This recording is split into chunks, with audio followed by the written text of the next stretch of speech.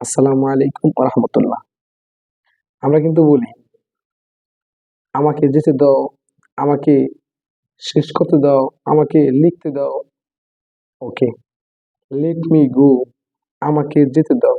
"Let us গো", আমাদেরকে যেতে দাও। "লেট হিম গো", তাকে যেতে দাও। "লেট হার গো", তাকে যেতে দাও। "লেট রানা গো", রানাকে যেতে দাও। "লেট ঐশী গো", ঐশীকে যেতে দাও।